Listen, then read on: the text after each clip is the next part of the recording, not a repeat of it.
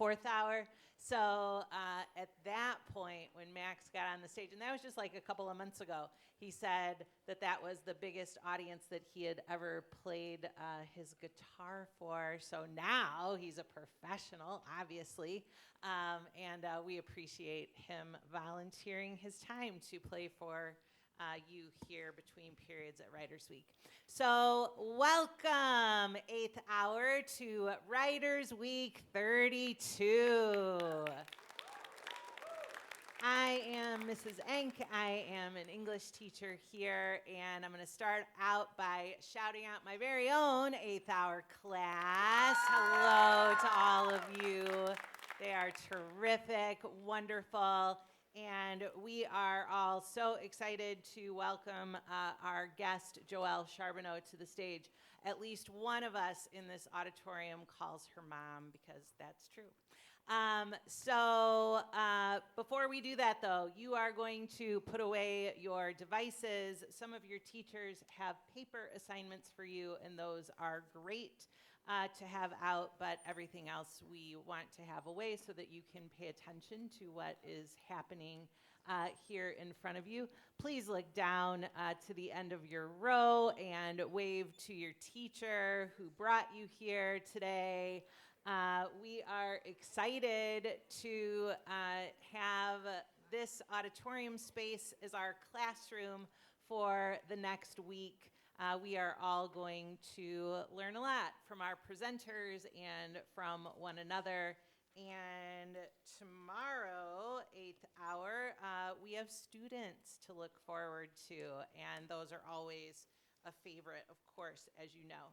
So Joelle Charbonneau has performed in opera and musical theater productions across Chicagoland.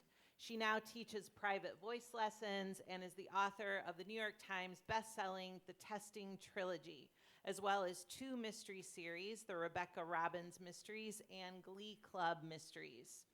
In March 2025, Joelle launched a YouTube video series, Banned: The History of Banned Books, that is entertaining and informative, and you can check that out on YouTube. Her young adult books have appeared on the Indie Next list, on the American Library Association's top 10 books for young readers, as well as the YALSA Quick Picks for reluctant readers. We have 2 of her books for sale today. This one, Verify, is for sale for $11.99, and our book table is just right outside the auditorium. You can go get a book, bring it back in here, get it signed, ask a question, take a picture, whatever you want to do. But this book is Verify. And the bulletin of the Center for Children's Books said in a review, Verify builds steadily from simmering disquiet to a shattering final showdown that will leave readers desperate to reach the conclusion and anxious for sequels. Both timely and relevant, this book will have readers wondering just how much truth they really want to know. And luckily for you, we also have the sequel for sale, because you are going to want to read that too, obviously. So Disclose is for sale for $10.99. And New York Times bestselling author Ellen Hopkins, who also has appeared here at Writers Week, said, Disclose is a thought-provoking tale of intrigue, beautifully crafted. So you can get the books at the end of the hour. You can get them signed. You can come up and say hi, take a picture, whatever it is that you want to do. But for right now, please join me in welcoming Joelle Charbonneau.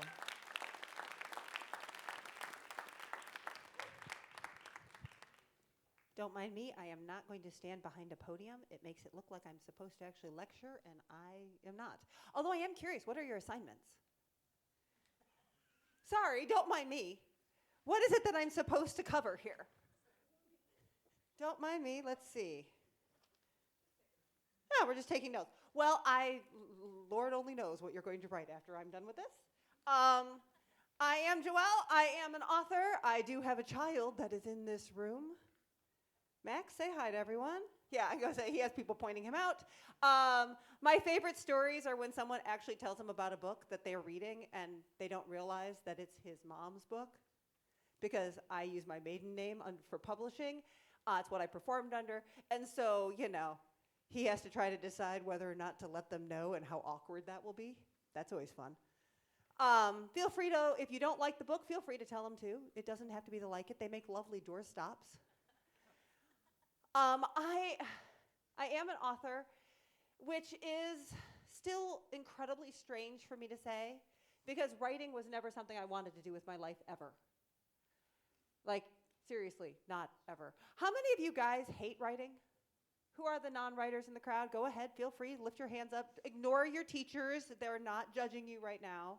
Who would rather do anything else but write? Who thinks writing's completely pointless? Oh, yeah, you're my people. When I was in school, writing was like the last thing I wanted to do. I had a friend who wanted to be the next Stephen King. She wanted to go off to college and major in English. She wanted to write all the things creepy. I planned on reading them. I love to read, but I had no interest in writing. I was okay at it. To me, writing in school was all about gaming the system. Like figuring out what your teacher wanted to hear and then writing that. And I always loved when my teacher would be like, write whatever you want to write. And I'm like, yeah, no. What do you want to hear? She's like, oh, there are no wrong answers. I'm like, yes, there is. There's something that gets an A and there's something that gets a D. I just want to get the A and move on. So I got really good at trying to figure out what it is that my teacher wanted to hear. Oh, she wants imagery? I will put imagery in there, even though I think this is stupid. That was me writing in high school. I didn't want to write. I like singing and dancing. I wanted to go off to college. I wanted to major in musical theater. I wanted to move to New York and star on Broadway. I'm here talking to you, so that tells you how well this went. But I did go to college for music theater. I actually went to a small school in the middle of the state that got a really good music theater program, but one of the reasons why I went there is because they gave me a full scholarship. And one of the things behind the scholarship was that when I got the scholarship, I was a James Milliken Scholar. Sounds really important. It really wasn't. But one of the benefits to it was I didn't have to take any general education classes. That means all the boring classes you don't want to take, didn't have to take them. Yeah, I'm an author who never had an English class in college. I've never had a writing class, a real writing class in my life. I took a lot of literature classes. I am the least qualified person to be up here talking to you about writing, which I'm sure your teachers are thrilled by. I sang and danced my way through college. I went on and got my master's degree in opera performance. And then that's what I did for years, as I did dinner theater and operetta. I did opera. I did some other really weird gigs. I've sung for a president. I was on WWF Wrestling when it was WWF Wrestling. Now it's WWE, which just tells you I'm old.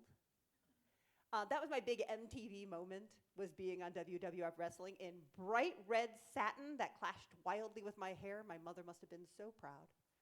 I got to dance in the ring. I got to be on the sidelines and yell. I got to carry the guy off as he lost. It was not my fault. But that's kind of one of the things that when you're an actor and a performer, you do lots of unusual jobs in order to pay the bills and eat. And I am a fan of food. I am. So I got really good at taking auditions. Anyone want to be an actor? Who actually knows what they want to do with their lives? We've got some actors up there. Anybody want to be writers? Okay, I've got a few of those. Who else knows what they're going to do with their futures? Oh, come on. There's a whole bunch of seniors in the middle of this group. You're like, yeah, no. How many of you guys only tell people that you know what you're going to do with your life, but you really have no clue, but it's the best way to get them off your backs? Ha-ha! You are my people. I mean, how are you supposed to know until you do stuff? I've learned that the hard way. But yeah, for my actors back there, I will tell you that if you decide to go into acting, you're going to get really good at finding auditions and going and performing for somebody for like 15, 20, 30 seconds. Maybe you're going to get 3 minutes if you're lucky. And then you leave and then you never hear anything. You get rejected a lot. And rejection's such a weird thing. Because in the acting world, legitimately you hear nothing. You go to the audition, you sing, you dance, you think you are awesome, then you go home and you wait for the phone to ring.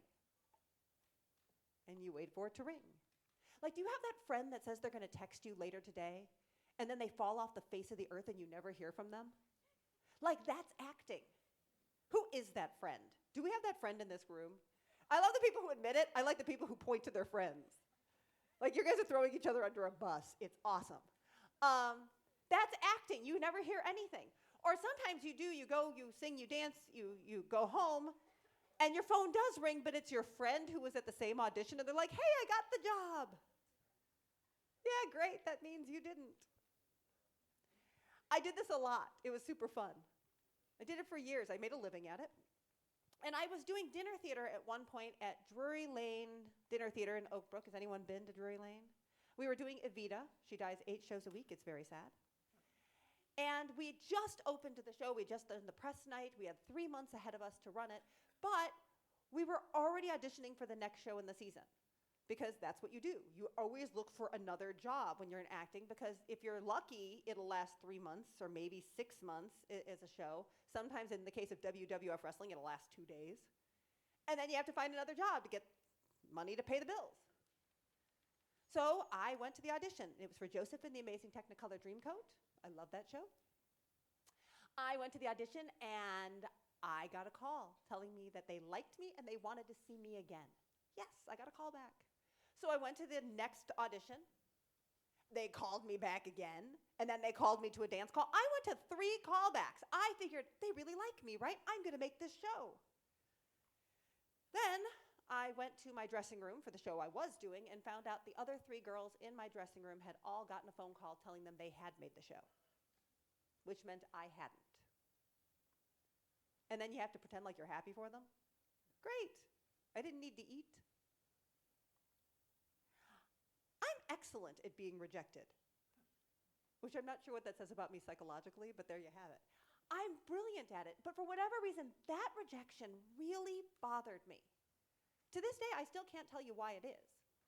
But that night, after I did the show, driving home, for the very first time in my life, I had an opening line of a book in my head. And not one that I'd read, because I do love to read, but one that I could write. And have your teachers ever told you to write what you know? Have you ever heard about that? Write your own experience. The main character, that first line, was somebody getting rejected. They were very bitter and very upset, which is exactly how I was feeling.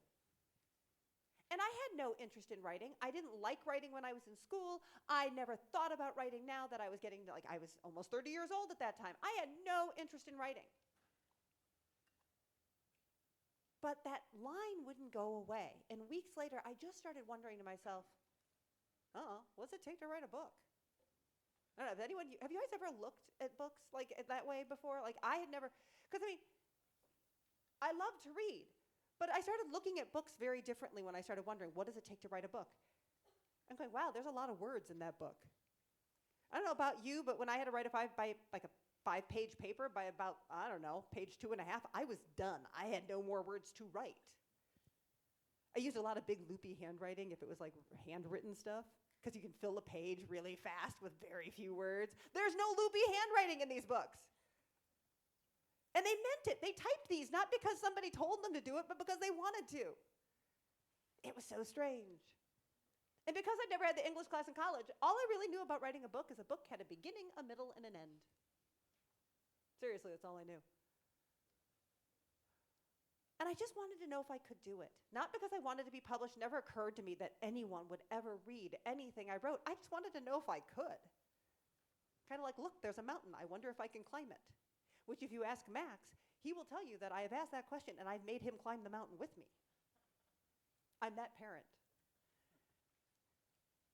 So I sat down every day in between teaching voice lessons and doing auditions and the shows and the rehearsals that I was in, and I wrote to get to the end of this book.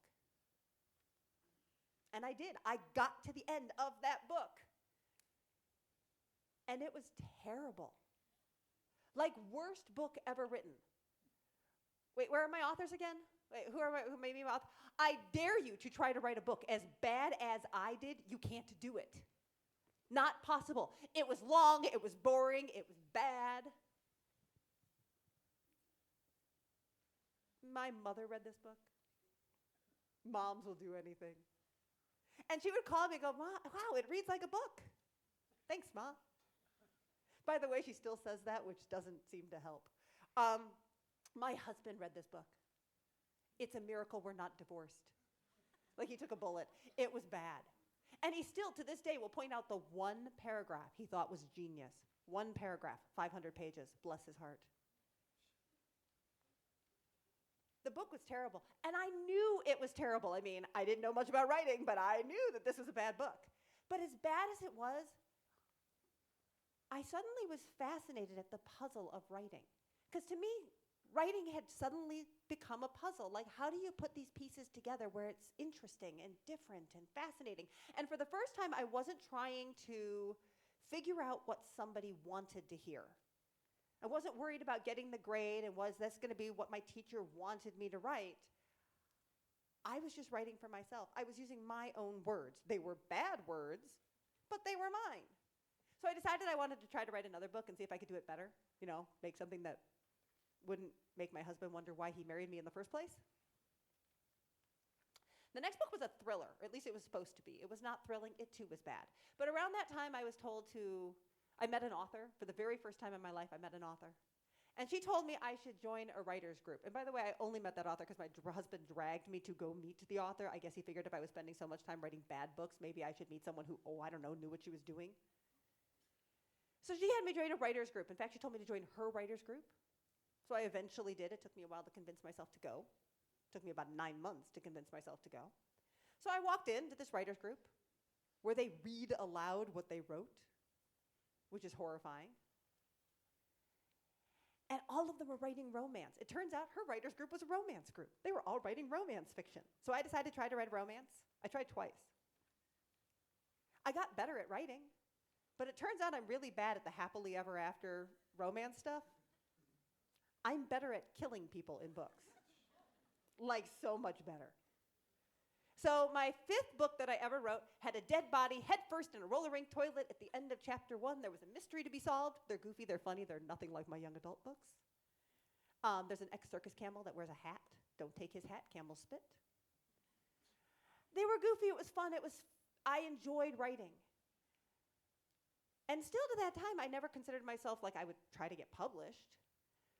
But I started sending, people were encouraging me to do it, so I decided, okay, well, I'll send my book off and see if I can find an agent. A literary agent is a lot like a sports agent or, any other kind of, sports agent's my best, analogy, where you need to have an agent who represents you, who gets you a tryout, and hopefully the team will give you a contract, they like you. Or music agent, same idea. Literary agent, they have to like you. And then they will send the book to publishers, and hopefully they will find a contract for you, and then they get paid. They work for free until they get paid, so they love to say no. I got a lot of no's, because writing, it turns out, is a lot like acting. You hear no a lot. I think I got 187 rejections on that book before I gave up counting. There's more. I just figured, what's the point? Bigger bonfire? So I just kept sending the book out. I never really was worried about it. And I wasn't even thinking that I would get published. I just wanted to know if somebody else could give me more help in getting better. I did find an agent. Well, I guess I didn't tell this story to the last group, but I sent the book out to one person, the author, who told me to join her writer's group. So all the romance writers. She told me I should send the book that I had written to her agent because he was going to love it and he would get me a contract. Okay, I looked him up. I love looking stuff up. He was the real deal. He had like 40 or 50 New York Times bestselling authors. He'd done also, those authors had film deals and awards. This was the guy who knew what he was doing. So I sent him my book. He sent me a rejection letter. It's my favorite. At one point, I hung it up at home, and then it got put aside during a renovation, and I still have to find it at some point. But it said the book had no value in fiction whatsoever, that it was quite possibly the worst book he had ever read, and that I should give up writing. Isn't it wonderful? I love it. I told you I have a little bit of a problem here. Seriously, I'm good at getting rejected, but that rejection was hysterical to me. I'm like, worst book ever? I think I've read worse. I don't know. It amused me. I'm an actor. I don't take no for an answer. I'm a redhead. I'm stubborn. So I kept sending that book up. I think my husband thought I was insane at that point. But I did find a literary agent who liked my book. She thought it had value in fiction. Who writes those words? And 2 weeks after she started sending the book off to publishers, we had my very first publishing contract. Yay! It was a little bitty publishing contract, but that book got published. I now have 16 books published, 2 novellas. I still have a very hard time saying that I am an author because I still feel like I'm doing it wrong. Because how many of you guys always feel like when you're writing, you're maybe doing it wrong? How many of you had to write outlines? You have to write what you're going to write before you write it? How many of you guys hate outlines? Ooh, here's another thing. How many of you guys have read a mystery novel, or have you seen, mystery novel? How many of you guys think that if a mystery novel, like, writer should know who done it when they start writing? Yeah, I have no idea. I do it all wrong. I write like a reader. I write to find out what happens next. It's terrifying because every day I sit down in front of my computer screen and I have no idea what's going to happen.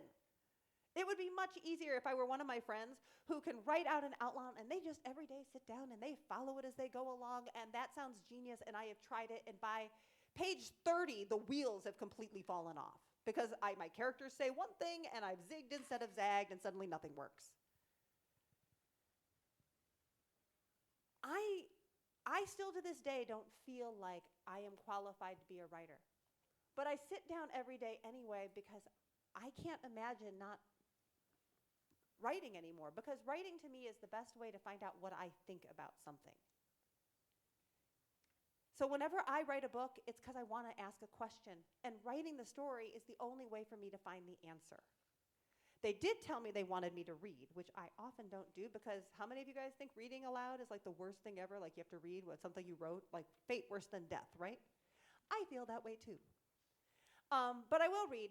But one of the things that I think that this section that I'm going to read is going to be really short, is a good indicator of why I write. In this book, Verify, I pitched it in 2017 to my publisher. I had a couple more books that I had to already write for them. But I wrote the first couple of chapters, I pitched it to them, we sold it. It took me a couple of years before I actually got around to writing it and getting it published. But it was about fact and fiction, especially online. And about how many people, like when they're posting something, they don't fact check. They see something that somebody, like, how many of your parents are on Facebook? How many of you will never join Facebook because your parents are on Facebook? How many of you are like, hey mom, you do realize that that meme that you just posted is not real? And they just go, well, I saw somebody else do it. It must be real because I agree with it. It's wild out there. And I've seen so many people who don't fact check stuff. I fact check everything. I'm annoying that way. And I will fact check my friends. I will fact check people who are not my friends. I will fact check most often the stuff that I agree with because I'm worried that I'm agreeing with it, so I want to believe it, and therefore it's probably, I want to believe it's right, and it could be wrong. More often than not, it's wrong. But I wanted to know, what does it take to get people who think they know the truth? They keep sharing this stuff and really believe that they know the truth to actually look at facts and change their minds. Because most people just won't. They will just follow the people that they agree with. They go along with it. They don't actually want to find it out. So I wrote Verify to find out what would happen. And in the case of these books, I decided the best way to change kind of history and change kind of the whole world is to make books go away. There's a reason why I have a banned book series and everything else. I'm kind of a fan of books. But what happens if paper books go away? I mean, we have everything electronically, right? No big deal, right? Anybody know that if you send me a typo that you find in my books, and people do find the typos, I always think we've got them all, and then we find another one. I can tell my publisher, and then they can change every electronic digital copy out there without you even knowing it. So if you have a digital copy and they make a change, you will not even get notified that a change has been made to the copy of your book you have. Imagine what happens if they start changing history and there are no paper books to back it up. At what point do we lose things because of that? So I started off with getting rid of regular paper books. That was kind of my world building on this. And words start disappearing. The government takes words out of the language. And one of those words is the title of the book, Verify. And again, they're making me read, so sorry. The click of the lock sliding into place echoes loud in the darkness. There's no way out. I swallow hard and fight to keep the building fear out of my voice. What train are we getting on? It's not a real train. He takes off his hat and moves deeper into the shadows while beckoning me to follow. At least not the way you mean. We go through here. Well, I have a flashlight on my phone. I say, we don't have to stumble in the dark. It won't be dark in here. He leads me into another doorway, and the illumination he promised flares to life. The light is soft, but I still have to squint as my eyes adjust. There are two worn, mismatched armchairs in the middle of the room. I'm about to ask Gies to explain the train again when the walls of the room catch my attention and my heart squeezes. The walls are filled with old-fashioned books. Not real ones, paintings of them stacked together. Strewn across the floor, red, blue, yellow, black, all with pages of white, open and closed, and flying out of those open books as if being set free into the swirling into the air are carefully printed words that shimmer on the edges as if by magic. Quote, "The truth is found when men are free to pursue it." FDR. Quote, "The truth is incontrovertible. Panic may resent it, ignorance may deride it, malice may distort it, but there it is." WC. Quote, "Trust but verify." RR. Verify. That word jumps out at me first among the words and sentences painted through the room, all of them drawn by a hand that I know as well as my own, maybe better. My mother was here. She was part of this, whatever this is. I ball my fingers into fists. My nails bite deep into my palms as I turn in a circle. My mother painted this? She must have been in this room for hours. It would have taken her days, if not weeks, to create the entire scene. Gies nods. Your mother had some help, but yeah, the design for this train station is hers. This is a train station? Wasn't like any other train station I'd seen. For starters, there were no trains. He smirks. The term was chosen by my grandfather and his friends to honor the Underground Railroad. The what? I ask. He shakes his head. Sorry, I forgot. That was edited out of your history. We'll get to that another time. All you need to know for now is that this is what we call a station, and what happens here next is what we refer to as getting on the train. He takes a seat in the faded red chair and nods to me to sit across from him. For this little adventure, I will be your conductor. My conductor? I step cautiously toward the raggedy yellow chair. Next to Gies is a round end table with a box sitting in the center. There's no table next to the chair designated for me. You're going to tell me why my mother painted these walls and what she was doing when she died? I'm going to tell you the truth. The truth. I glance at the words snaking along the wall next to me. Quote, "He who knows nothing is nearer to the truth than he whose mind is filled with falsehoods and errors." TJ. I promise I will answer all the questions about your mother I can, but I have to admit that I only met her once and just for a few minutes. My father was your mother's conductor. This was her train station. It was her experience almost 2 years ago that inspired her to create the design on the walls. Since then, a number of our stations have undergone transformations to help make the transition onto the train a bit more pleasant. You make it sound as if we're going to be doing something dangerous. Sometimes the most frightening leap is the one we make in our own minds, he says sternly. He shakes his head and laughs. Sorry, it's something my grandfather liked to say and my father repeats a lot. Dad's really good at this conductor thing. I'm new to it, so I'm still working out the kinks, developing my own style, you can say. Well, maybe I should wait and talk to your father. Is he one of the other people the guy outside the door had said is here? I look back at the walls of the dozens of books pictured. Each one has a title on the spine, most I've never heard of. My dad isn't available right now. If you want to do this, you're stuck with me.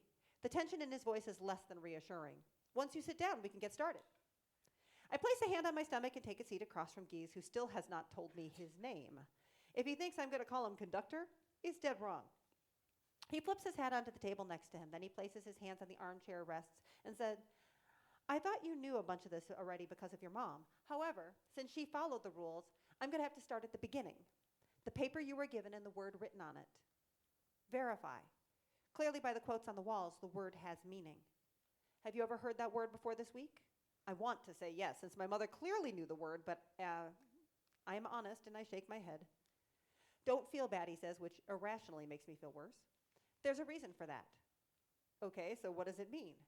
He takes a deep breath and carefully says the words he's clearly taken the time to memorize, as if they're part of the conductor instruction manual or something. The word verify means to establish the truth, accuracy, or reality of something. As far as my grandfather could tell, it was first used in the 14th century. It was one of the first words banned from use by the government agencies back when they started cleaning up the streets and making our country safer. Little by little, they removed crime and poverty, but they removed words as well. Ones that would encourage people to question what they were told. And by doing so, they changed us from a country that believed in facts to one that was built on lies.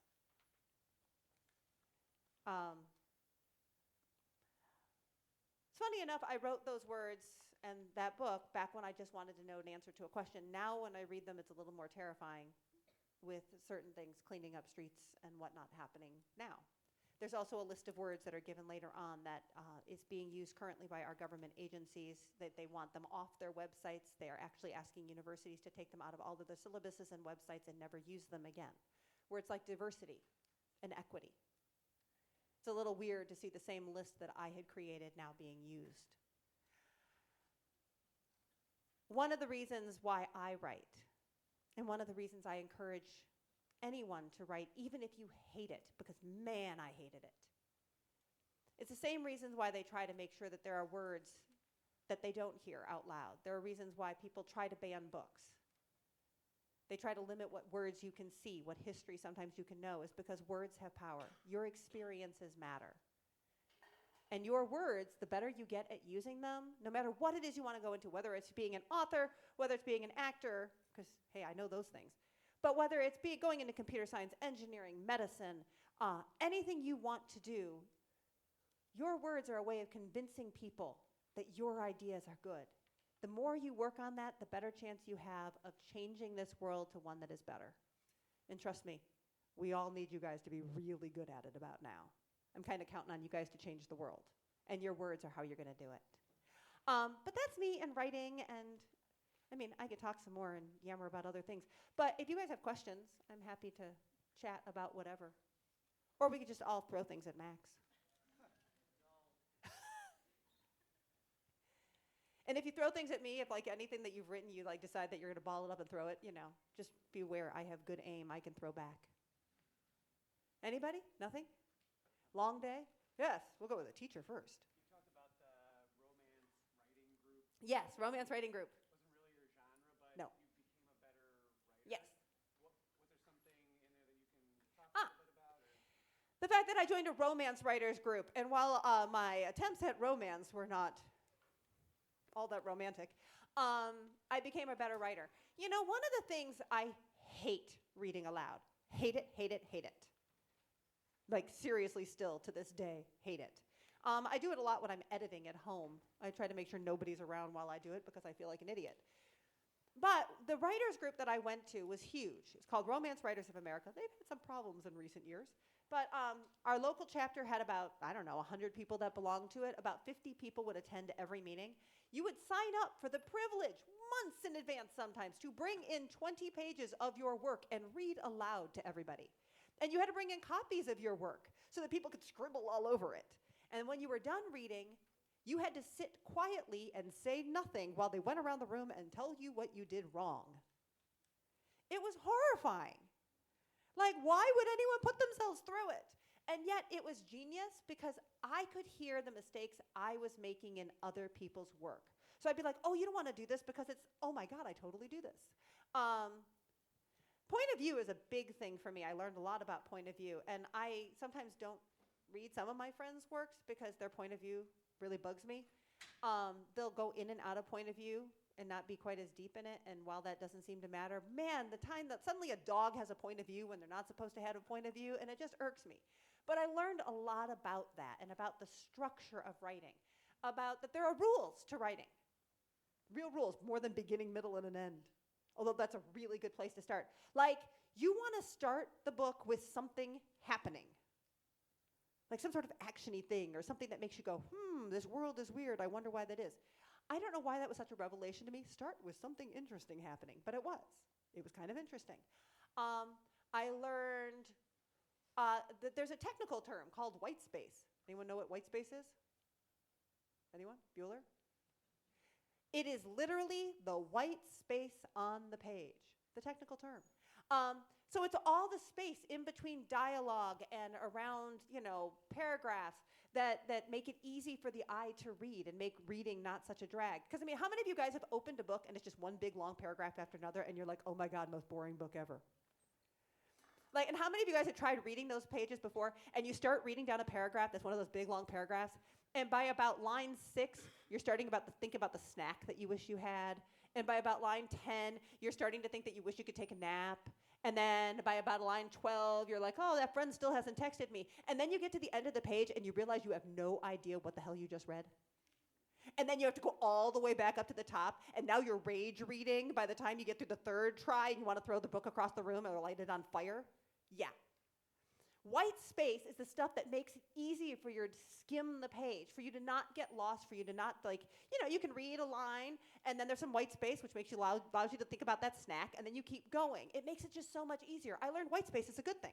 Ooh, I also learned that you want to end a chapter with something happening, like something interesting. You do not want a character to fall asleep at the end of a chapter. Does anyone know why? Yeah? It's boring. That doesn't sound like it should be so technical, but that's exactly right. Because, let's face it.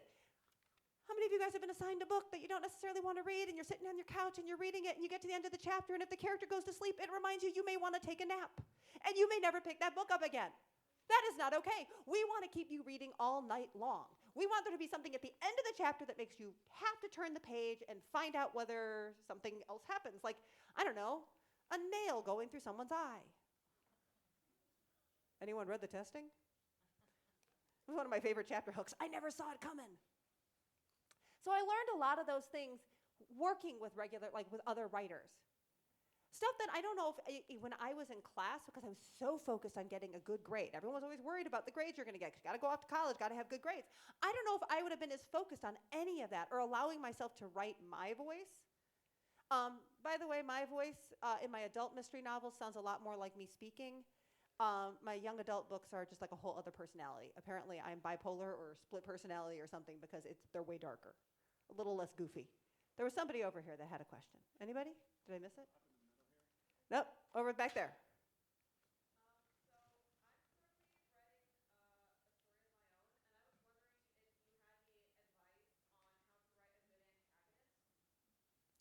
Ooh, a good antagonist.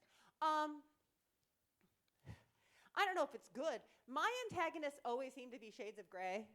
I tend to go for real people. I don't like the comic book villain.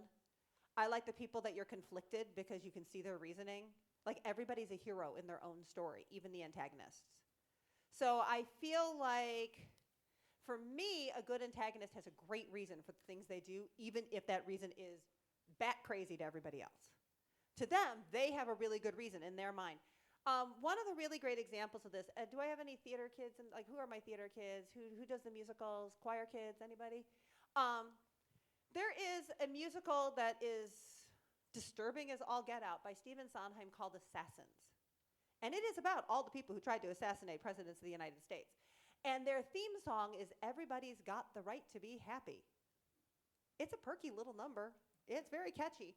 But everything is from their point of view. And as twisted as it is, what they're doing to them makes sense. And you can kind of see the logic in it, which is even more disturbing for you, the viewer. That's how I view really good antagonists, is they've got to have a good reason, not just I'm blowing up the world just because. There has to be a reason, a point they're making, a thing they're really trying to do that they believe is good, even if the rest of us know they're crazy. And yay for you for writing. You got me beat by a very long time. I didn't start until much later. Anyone else? Yes.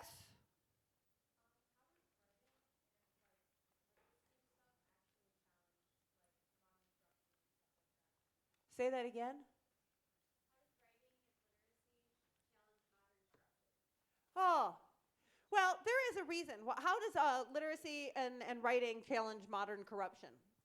There is a reason why in every point in history, the people who are in power, who are corrupt, who do want to change the narrative, ban books.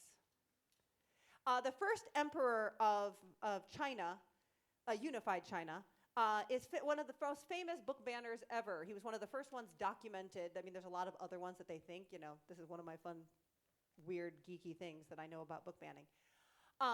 He actually, with his army, conquered China, unified it, so to speak. And one of the first things he did is everybody had their own written language. He insisted that everybody had to write. The characters for every dialect that was there had to mean the same thing. So the word for dog had to be the same character no matter how you said it in each language. He was determined by use language to gain power over all of these people. He also burned all the books. that had nothing to do with him. He wanted history to start with him. He wanted people to believe that history started with him, so he set torch to anything that had a different idea. That's kind of what they do. If they tell you that they don't want you to read something because they're not trusting you to actually be able to figure out for yourself whether you identify with it or not, chances are that's something you might want to read. Because words really do have the power to change the narrative. They are, our experiences, everybody's unique individual experience is seriously important. My viewpoint on what happened is based on my own past history. But yours is based on yours, and it is just as valid. The truth actually, the facts, actually lie somewhere in the middle sometimes of all of our experiences. And it's not until we actually put them all together that we actually see what's happening. But corruption typically thrives when nobody is using their words to challenge what is happening. When other people are believing just what they're told, as opposed to actually fact-checking and like making up their own minds. Writing, to me, is the best way to come up with your own point of view. Like, how many of you guys, you get tired, you roll your eyes and whatever when your teacher says, well, you write this in your own voice. You're like, I don't have a voice. Yes, you do. Who you are is your voice. And your voice matters. And the best thing to defend against corruption in government is for us to all be using our voice. Because really, it's amazing how much power one voice has when they're speaking the truth. So yeah, it's a big deal. And there are reasons why the encyclopedia and the dictionary and all of those kind of things have been banned all over the place. The encyclopedia is one of my favorite stories. We were talking about that earlier. The encyclopedia got banned right away, and you want to know why it was really upsetting? Because it put things in alphabetical order. I'm really not kidding.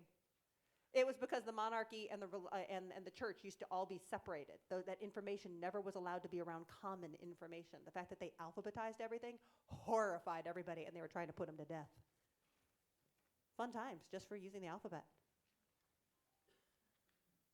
If anyone goes to be a kindergarten teacher and you're teaching people the alphabet, now you'll think of it way differently. Anyone else? We got 2 minutes. Best question ever. Anyone? Bueller? Wait, I got someone over here. Yes? Yes? That I was an actor, dream acting job. Oh, man.